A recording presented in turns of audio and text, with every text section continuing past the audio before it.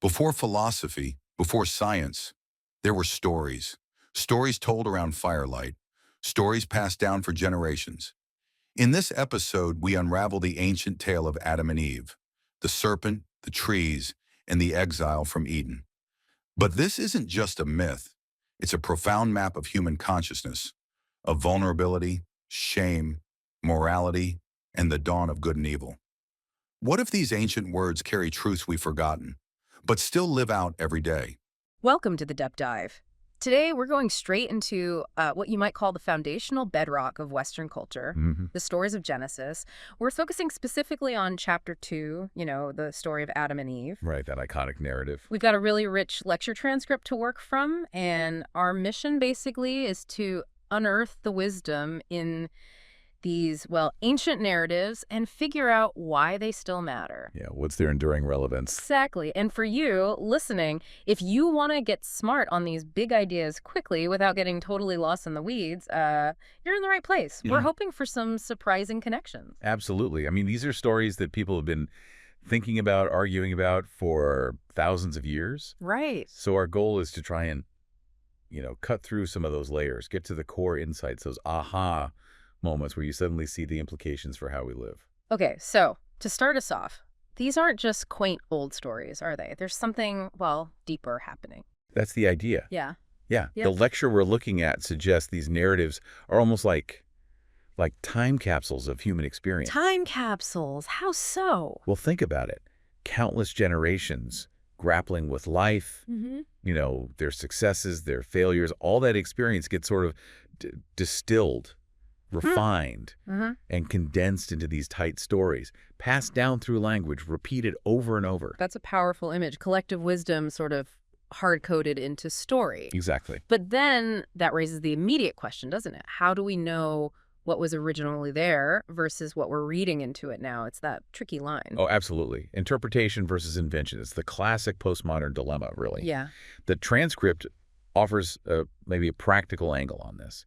It suggests thinking about it in terms of functional success. Functional success, meaning? Meaning if an interpretation of the story actually helps you navigate the world effectively. Yeah.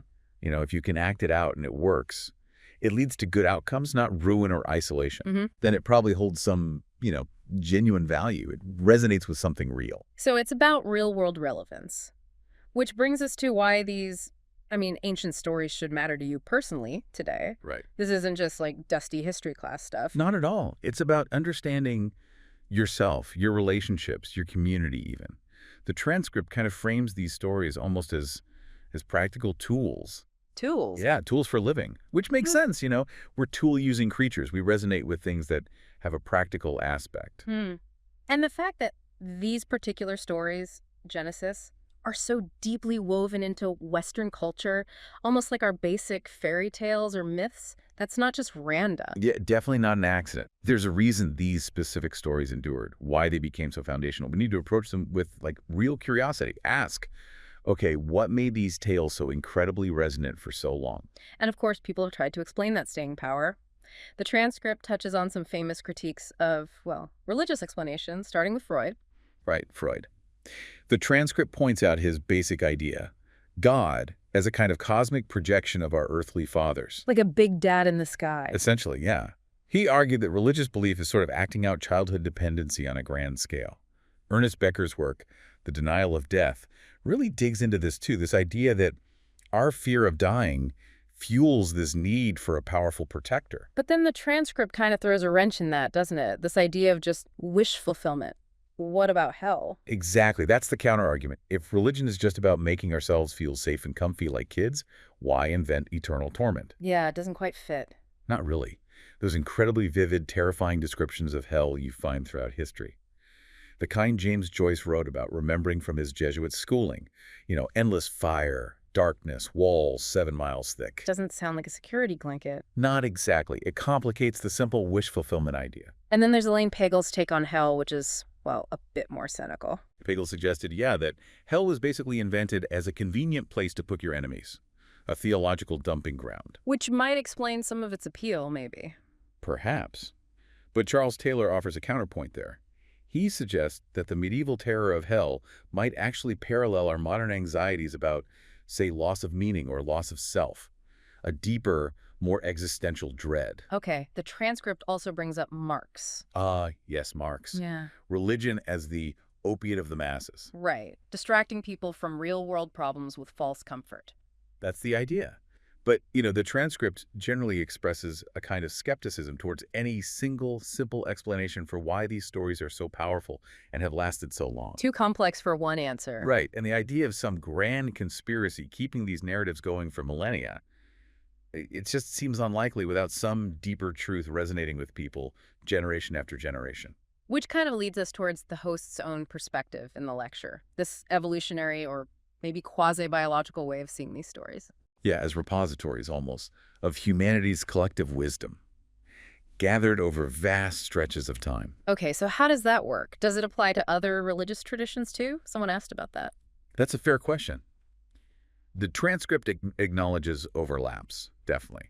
Like the Taoist idea of reality being a balance between chaos and order. See that reflected in Genesis too. Mm-hmm. But it really dives into Elton and Goldberg's neuropsychological theories about brain hemispheres. Okay, Kohlberg. Left brain, right brain. But it's more nuanced than that, right? Much more nuanced. It's not just logic versus creativity. Goldberg proposed it's more about how we handle the expected versus the unexpected. Routinization versus novelty. So like order versus chaos again. Kind of, yeah. The right hemisphere seems specialized for dealing with novelty, the unknown, chaos. It generates rapid emotional responses, often negative ones initially, like fear or curiosity. Lots of imagery. And the left? The left hemisphere comes in to articulate, to categorize, to put things into the known structures, to build routines. It handles the familiar, the orderly. And how does this connect to dreaming? You mentioned Ramachandran. Right. Ramachandran had this intriguing idea that dreams might be a way the right hemisphere kind of transfers information about novelty to the left hemisphere. Like drip feeding it. Sort of. Mm-hmm. In manageable chunks, maybe through metaphor and image, so the left hemisphere isn't completely overwhelmed by radical new information that would shatter its current understanding of the world. Okay, wow. So how does this brain structure link back to these ancient stories like Genesis? Well, think about the progression. We often experience something first on an emotional, behavioral level that's maybe the right hemisphere's domain. Then it might get expressed through imagery, poetry, then maybe storytelling, narrative, and finally gets articulated into more abstract, structured knowledge or dogma, the left hemisphere's work. That progression seems to mirror how the hemispheres might interact. And evolutionarily. From a Darwinian view, our biology adapts to reflect reality, right? So if our brain fundamentally has this dual structure for dealing with chaos and order, maybe that tells us something profound about the actual structure of reality itself, that the world is made of chaos and order. That's a really fascinating connection. Okay, let's zoom in now on Genesis 2 specifically. The transcript reminds us the Bible isn't just one single book. No, absolutely not. It's a library. A collection of books written by different authors, edited over long periods. It's an aggregation of narrative traditions, but it does have an overarching plot. And that plot, or that collective effort, is trying to solve what? Deep human problems.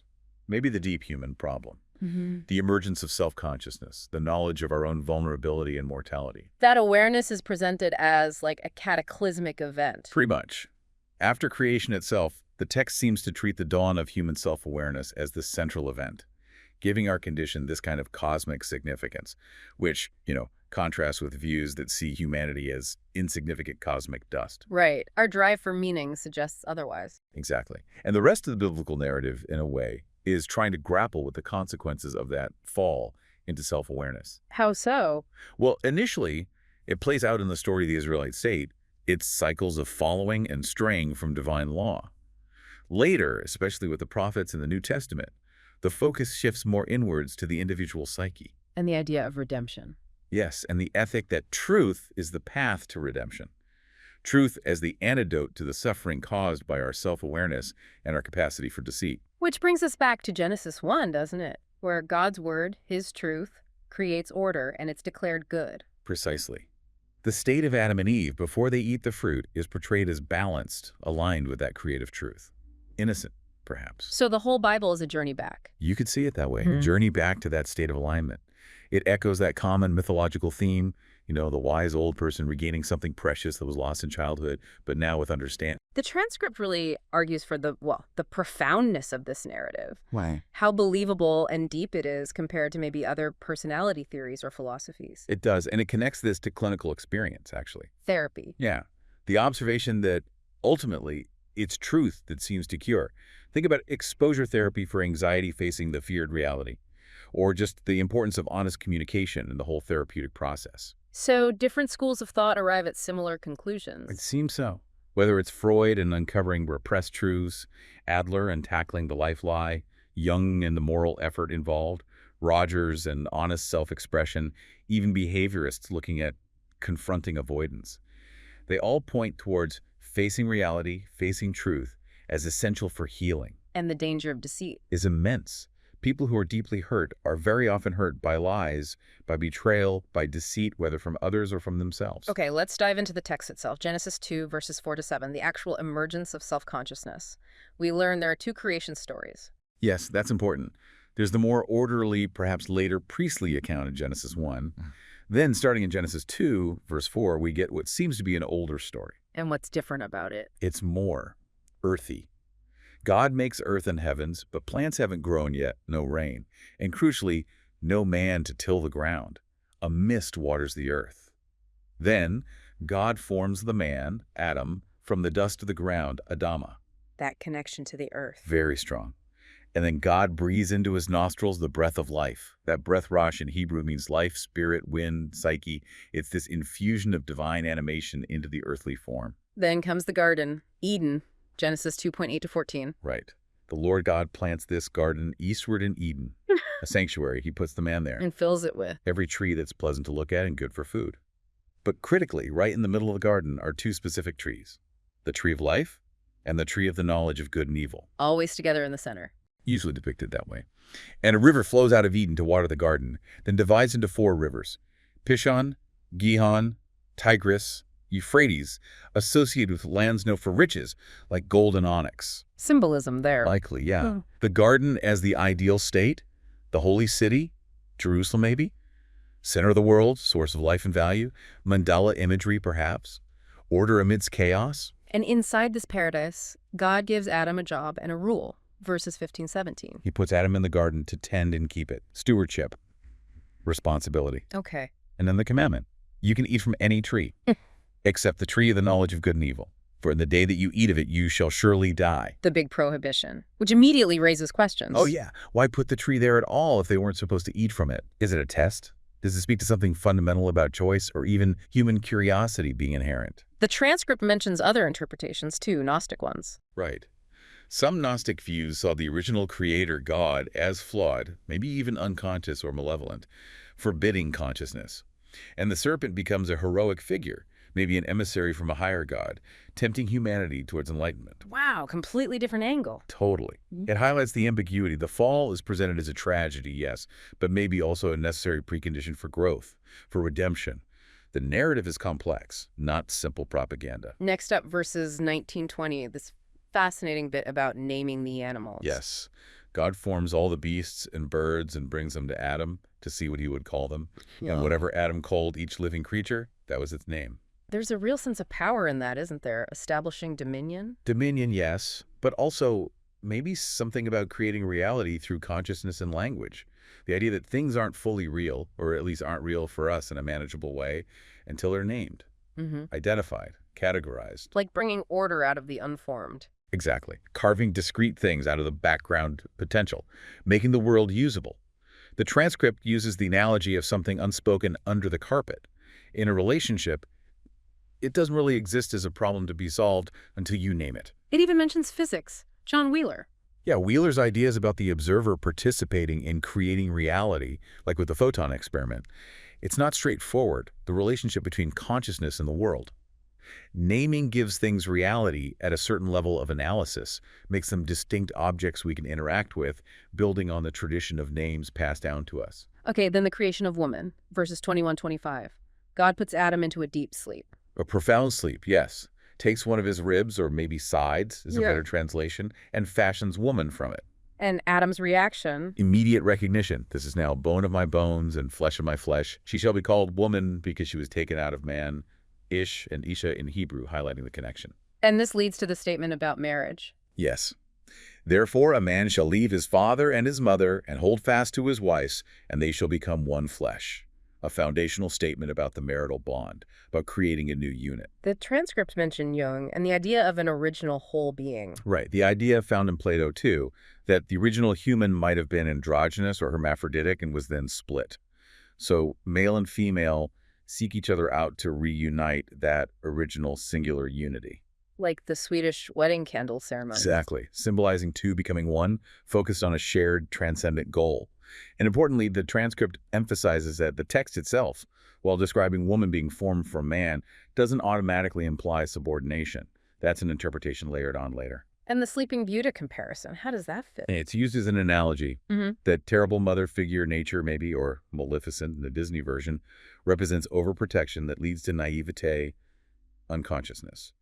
The curse is like the inevitable encounter with the harsh realities of the world. And the prince. The prince isn't just some external guy. He symbolizes the awakening of the woman's own consciousness, her courage, the spirit needed to confront the world and break free from that naive state.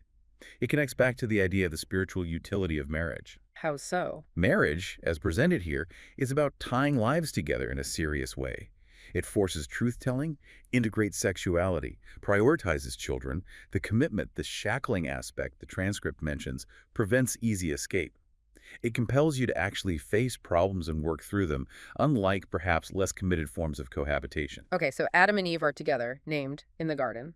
Then, chapter 3, verse 1, the serpent arrives. Yes, described as more subtle, more cunning, more shrewd than any other beast God had made. And his first words are key. Absolutely crucial. He goes to the woman and asks, did God actually say, you shall not eat of any tree in the garden? It's a distortion right away. A subtle twist, planting doubt, questioning God's generosity or fairness. Remember, this is likely the older Yahweh story, predating the more abstract Genesis 1. And depictions of this scene Often show paradise as that walled garden paradise literally means walled enclosure, culture, order, protected from wild nature outside. And the tree is central, with the serpent coiled around it, often depicted with wings, or even a human head. Human head. Yeah, suggesting something spiritual or intelligent or tragically human about the temptation, combined with the primal reptilian nature. It touches on that misinterpretation of dominion, too, not licensed to destroy nature, but a call for balanced stewardship. We need both culture and nature. And the snake itself, its primal significance. Well, snakes were likely a major predator for our tree-dwelling primate ancestors. That deep, ancient fear is probably hardwired, making the snake a potent symbol of danger, threat, and maybe hidden knowledge, too. Okay, so the serpent poses the question, how does the woman respond, verses 2-3-3? She clarifies God's command. We can eat fruit from the trees, but about the tree in the middle of the garden, God said, you shall not eat of it, neither shall you touch it, lest you die. Adding, neither shall you touch it. Which wasn't in the original command to Adam. Maybe showing a bit of anxiety, or perhaps an exaggeration that makes the rules seem harsher, easier to break. And the serpent's reply, verses 4-5. Flat contradiction. You will not surely die. A direct lie, or maybe a half-truth, depending on how you see it. How so? He continues, for God knows that when you eat of it, your eyes will be opened, and you will be like God, knowing good and evil. The appeal to becoming godlike, and the insinuation that God is holding back. Maybe jealous, untrustworthy. It's incredibly subtle, targeting potential resentment or desire for power. And Eve is susceptible, verse 6. She looks at the tree. It seems good for food, pleasant to the eyes, and crucially desirable for making one wise. The appeal hits on multiple levels: physical appetite, aesthetic desire, intellectual ambition. So she takes the fruit and eats. Yes, and gives them to her husband, who is with her. And he eats too, almost passively in this telling. Then the immediate consequences, verse 7 onwards. Then the eyes of both were opened, and they knew that they were naked. And they sewed fig leaves together to make coverings. Nakedness and shame, what's the connection there? It's the sudden, shocking realization of vulnerability, of being fragile, exposed, mortal, perhaps. The transcript mentions Linnaeus Bell's idea about snakes driving primate vision, needing sharp eyesight to spot predators and, maybe relatedly, ripe fruit against green foliage. Yet fruit. Yeah, color vision. And the symbolic link some draw to women using appearance to signal fertility, like ripe fruit. It's speculative, but connects vision, fruit, temptation, and maybe the realization of the body's significance. And then they hear God. Walking in the garden in the cool of the day. And they hide themselves among the trees, Fear and guilt enter the picture. God calls them out, questions them. Adam's response. Blame, first. The woman whom you gave to be with me, she gave me fruit of the tree, and I ate. Blames Eve and implicitly blames God for giving him Eve. The transcript mentioned resentful online commentary. Yeah, connecting this to certain strands of male resentment. It's an ancient pattern, perhaps. Isn't Eve's consequence. Cain and childbirth, a changed relationship dynamic. Your desire shall be contrary to your husband, but he shall rule over you. The transcript links this to the image of the mother eternally vigilant against predators. The snake, the crocodile guarding the vulnerable infant.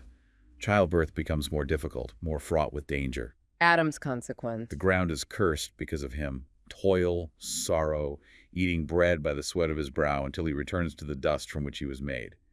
It's the invention of difficult labor, the burden of the future, the constant struggle against entropy and decay, and the stark knowledge of mortality. But Adam then names his wife Eve. Hawa, meaning life, or mother of all living.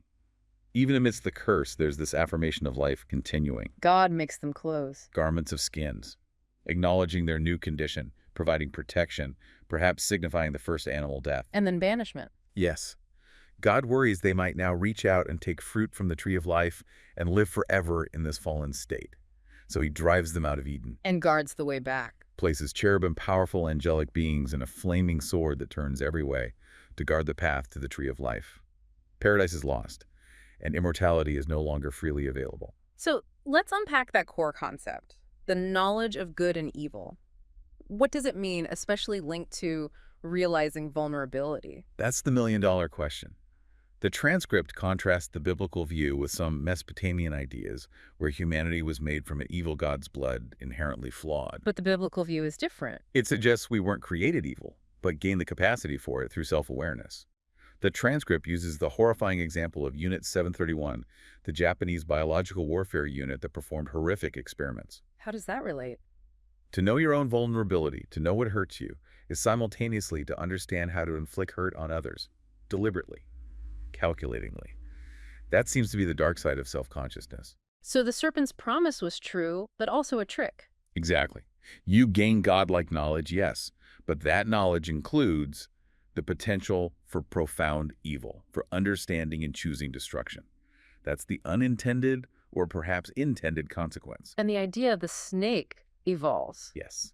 From the literal predator, it becomes a symbol for potential threats. Then maybe external human enemies, other tribes, then internal enemies within the group, and ultimately perhaps the friend who might betray you, or even the part of your own self capable of betrayal and malevolence. Which connects to the later Christian identification of the serpent with Satan. Right, suggesting that the ultimate adversary, the great enemy of humankind, is somehow linked to this inherent human propensity for evil, for choosing destruction over creation, the antithetical spirit. Which we see emerge almost immediately after. In the very next story, Cain and Abel.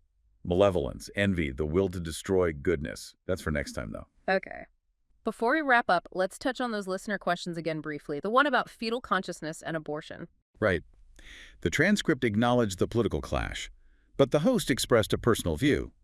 Feeling abortion is wrong, not something you'd want for someone you care about. But wrongness doesn't automatically mean illegality. Exactly. That was the distinction made. The complexity, especially regarding men and women, was highlighted. The focus shifted away from just the act itself to the question of how someone arrives at that point. The no decent place to stand idea. Yeah, quoting Leonard Cohen.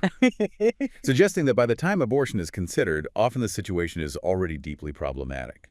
The transcript pointed to larger issues with modern sexual relationships, lack of communication, treating sex casually without considering consequences. So the abortion debate is nested within bigger moral questions. Nested within the morality of the act, which is nested within the proper place and meaning of sexuality itself. The old answer, marriage, was mentioned as still holding value but being culturally sidelined. And the culture isn't ready for that discussion. The host felt the culture isn't mature enough yet, post-birth control pill, to have a serious conversation about sexual propriety. So the abortion debate becomes a kind of surface battle obscuring deeper dysfunctions. The need for that broader discussion before focusing solely on legality was stressed. Okay, and the DNA as cosmic serpent question? That was treated as more speculative, acknowledging we operate at the edge of understanding there. The double helix imagery is pervasive, and its ancient symbolic link to healing via the snake symbol, like the caduceus, is intriguing. But it remains, an intimation, a possibility, not a certainty. Perception is mutable. And finally, the apple and loss of innocence question. Eating the fruit made them evil. Not necessarily made them evil directly. It was framed more as the catalyst for waking up to vulnerability, and crucially to the reality of time in the future. Discovering nakedness and discovering time are similar. In the sense of realizing fragility and consequence, yeah. And that knowledge of your own potential hurt, your own fragility, is what enables the understanding of how to hurt others. That's the emergence of the capacity for evil. Like acquiring a shadow? Yes, the Jungian shadow, almost. Which is paradoxical, because the shadow is also seen as necessary for having substance, for being real. The transcript acknowledged the many interpretations, right? God's motives, the serpent, Satan. Absolutely. Was it a setup? A test of strength? Is humanity being refined? The landscape of existence itself seems defined by these poles. Chaos order, good Abel. The host shared a personal anecdote About a kind of visionary experience involving a battle, and God's explanation being essentially, I allowed the challenge because I knew you could handle it, implying testing makes us stronger. That tension between protecting loved ones and making them strong. So not thanking Satan, but acknowledging the theme of testing. Exactly. Hesitation to thank evil, but recognizing that confronting challenges, even evil, is part of the biblical narrative of growth and redemption. God placing the flaming sword suggests paradise isn't free. It has to be earned, perhaps through mastering that very knowledge of good and evil, choosing good freely. Sorting wheat from chaff. That kind of underlying dynamic. Ultimately, the transcript found the internal coherence of the story linking vision, snake, fruit, nakedness, time, work, vulnerability, and the potential for evil incredibly compelling and difficult to dismiss. So we've really journeyed deep into these foundational stories today. It's quite clear they still pack a punch, sparking these profound insights. Absolutely. That connection between gaining self-awareness and simultaneously gaining the knowledge of good and evil, it feels incredibly relevant, doesn't it? It really does. These ancient narratives, they just keep offering wisdom for understanding ourselves, the whole complex human condition. Continuous wellspring, yeah. And it seems like, well, a core takeaway, maybe the most practical one, loops back to that clinical observation, truth-telling. Facing reality, even when it's hard. That seems to be the path towards positive change, doesn't it? It certainly resonates strongly, right, from these foundational texts through to modern psychology. A powerful, enduring message. A lot to think about there. Thanks for taking that deep dive with us.